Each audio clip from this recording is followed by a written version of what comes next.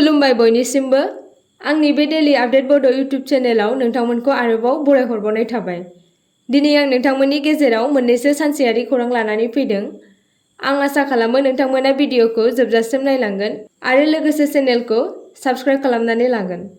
दिनैनि गिबिसिन खौराङाव दङ भारतआ म्यानमारनो सुबुं अनसुंथाइ महरै 2020 मेट्रिक टन माइरं दैथायहरदों। भारतआ मैया भारतनि एक्ट इस्ट एन्ड नाइबारहुड फार्स्ट बिथांखिफोर बायदियै म्यानमारनो 2020 मेट्रिक टन माइरं दैथायहरदोंमोन। एक्सटार्नेल एफेयार्सनि मिनिस्ट्रि रणधीर जयसवालआ ससियेल मिडिया प्लेटफर्मनि गेजेरजों दैथायहरनायनि सायाव फोसावदों। जयसवालआ बुंदों भारतनि एक्ट इस्ट एन्ड नाइबारहुड फार्स्ट खान्थिफोरजों लोब्बा लाखिनानै भारतआ म्यानमारनि सुबुंफोरनो सुबुं अनफावरि हेफाजाबनि थाखाय गावनि रादायखौ रोखा खालामदों। चेन्नाइ जाहाज गाथोननिफ्राय ओंखारनाय बे अनसुंथाइआ गोनांथार जाग्रा आदार बानायनायाव एबा जगायनायाव हेफाजाबनि गेजेरजों गावनि नसुंसेनि सुबुंफोरजों मोजां सोमोन्दो लाखिनो थाखाय भारतनि हेफाजाबखौ दिन्थियो। इउएन चिल्ड्रेन फान्डनि रिपर्टनि बायदिब्ला म्यानमारआ 2023 मायथाइयावनो 1000निबो बांसिन खहा जानायजों लोगोसे लेन्डमाइन आरो बेफ्रुनायाव थैनायनि थाखाय बुहुमनि बयनिख्रुइबो गिथावसिन हादोर जादों। भारतआ सिगांनि समाव म्यानमारनो हेफाजाब दैथायहरदोंमोन, जेराव मिथिंगायारि खैफोद आरो जौगालु मावथांखिफोरबो दंमोन। सेप्तेम्बर 2024 मायथाइयाव भारतआ हादोराव फैनाय गेदेर बारहुंखानि जाहोनाव गावनि अपारेशन सद्भावनि सिङाव मोनसे रौनिया रोगाथाइ बिरखंजों म्यानमारनो 32 टन रैखाथि जगायथाय दैथायहरदोंमोन। अपारेशन सद्भावआ असियान ओनसोलनि सिङाव सुबुं अनफावरि हेफाजाब आरो खैफोद रैखाथियाव बिहोमा होनो भारतनि गुवार नाजानायनि बाहागो। नैथि खौराङाव दङ मासे मोसानि हारा बेगेंजों लोगोसे सासे फालांगिरिखौबो हमनो मोन्दों। मानास माहारियारि हाग्रामायाव बेसेन गोसा जिब जुनारनि सायाव खाबु लानानै मैहुर खालामनानै फालांगि खालामदों पलान सुबुंफोरा, जेराव बाक्सानि बासबारि रेन्जनि मावख'गिरि बरिन बर' आरो फानबारि फरेस्ट रेन्जनि फरेस्ट अफिसार दैमालु गयारिनि दैदेननायाव मोनसे हानजाया बिजनी फानबारि रेन्जनि बेंखनाव थानाय जार्बिसपानियाव हाग्रा बिफाननि संदाननायाव न' सिङाव लाखिनानै दोननाय थासारियावनो मोसानि हारा बेगेंजों लोगोसे 64 बोसोर बैसोनि बासुदेब रय मुंनि सासे फालांगिरिखौ हमनो हायो। मिन्थिनो मोननाय बायदिब्ला फालांगिरिया थांनाय माखासे साननिफ्रायनो मानास माहारियारि हाग्रामानिफ्राय मैहुर खालामनाय आरो बेसेन गोसा जुनारनि अंगफोरखौ फालांगि खालामगासिनो दंमोन। मोनसे आन्दो सुलुंनि बिथोननिफ्राय फानबारि रेन्जनि मोनसे हानजाया सिग्रोमनायनि गेजेरजों माखासे लख्रानि बेगें आरो आसुगुर बायदि मुवा बेसादफोरखौ बोखांनो हायो। थामथि खौराङाव दङ गुगोल मेप बाहायनानै गवा फारसे बेरायनो थांनाया हाग्रा गुदु जायगायाव सौहैदों। बिहारनि मोनसे नखरा बन्दनि समाव गुगोल मेप नायनानै गवा फारसे बेरायनो थांनाय समाव कर्नाटकनि मोनसे हाग्रा गुदु जायगायाव सौहैयो। रनजित दास आरो बिथांनि नखरा गवा फारसे दावबायनो थाखाय गारि सालायगासिनो दंमोन। बिथांमोना लामा मिन्थियैनि जाहोनाव गुगोल मेपनि बिथोन बायदियै थांबाय थादोंमोन, जाय बिथांमोनखौ रोजा भीमघर हाग्रामायाव 7-8 किल'मिटारसो गोथौसिम लांदोंमोन। बे जाथाया 4 दिसेम्बरनि हर गेजेराव जादोंमोन। ओनसोलाव मबाइल नेटवर्क गैयैलाय नखरनि सुबुंफोरा बुंनाय बायदिब्ला बिथांमोना हाग्राबारियाव थाबथानानै थाहैदोंमोन आरो हेफाजाबनि थाखाय रावखौबो लिंहरनो हायाखैमोन। बिथांमोना गावसोरनि गारियाव हर थानो गोनां जादोंमोन। अखानायै श्री दासआ मबाइल फोनांजाबनाय नागिरनानै 4 किल'मिटारसो थाबायलांदोंमोन। जोबनायाव नेटवर्कखौ मोननानै बिथाङा हेल्पलाइन नम्बर 112 नि गेजेरजों हरखाब सिबिथाइफोरजों सोमोन्दो लाखिदोंमोन। बिथांनि फनखौ फिननाय मोननानै जायगानि पुलिसआ फैयो आरो नखरखौ रैखा खालामो।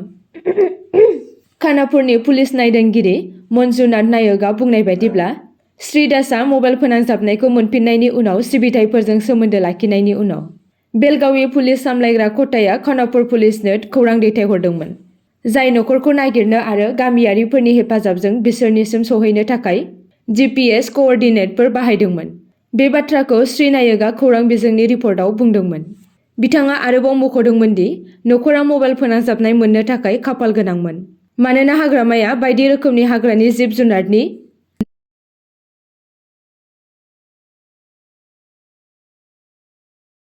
ब्रैथि खौराङाव दङ थामथि क'क्राझार जिल्ला रोंग'सा सायख' आनजादखौ दिनै खुंफुंबाय क'क्राझार जिल्ला दुलाराय बर' फरायसा आफादा। दुलाराय बर' फरायसा आफादनि गुन गोनां सोलोंथाइनि मावथांखिखौ बिथा खालामनानै थांनाय 2022 मायथाइनिफ्रायनो खुंबोबाय थानाय बायदिनो देग्लायनि थामथि क'क्राझार जिल्ला रोंग'सा सायख' आनजादखौ दिनै खुंफुंबाय क'क्राझार जिल्ला दुलाराय बर' फरायसा आफादा।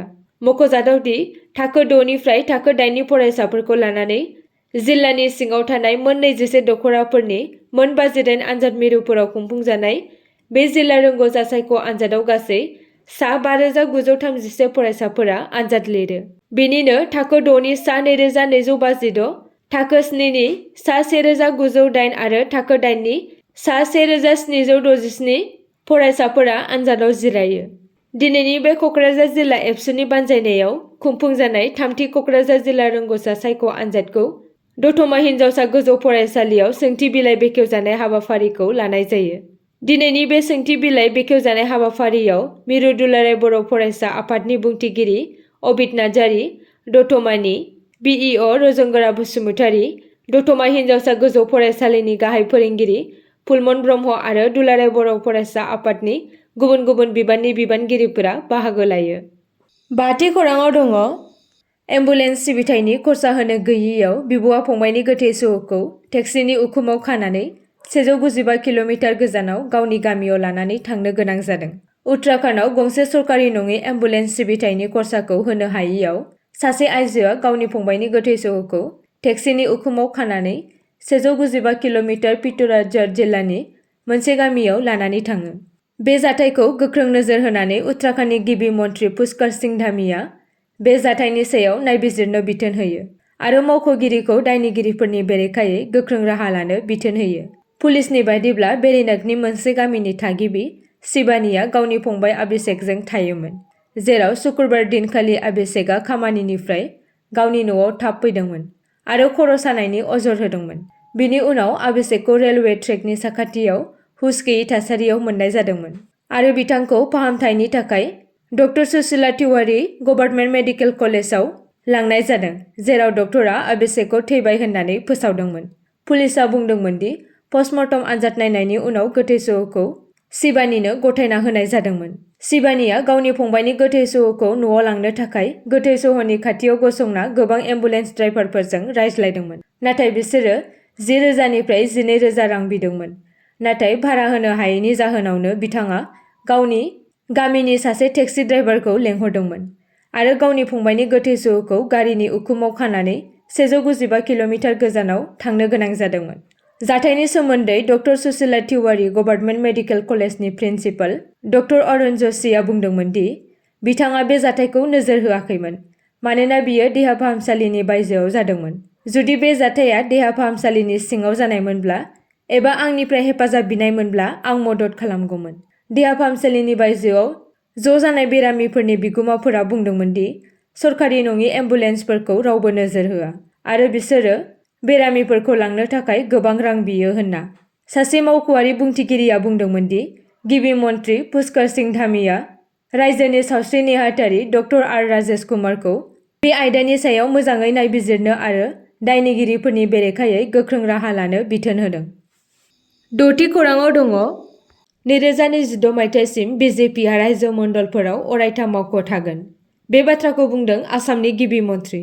गिबि मन्थ्रि हिमन्त बिश्व शर्माया रबिबाराव फोसावदोंमोन दि खुंथायाव थानाय बिजेपिआ सुबुंफोरजों गावनि सोमोन्दोखौ गोख्रों खालामनो थाखाय आसामनि मोनफ्रोमबो मण्डलफोराव अरायथा मावख' लुगासिनो दङ।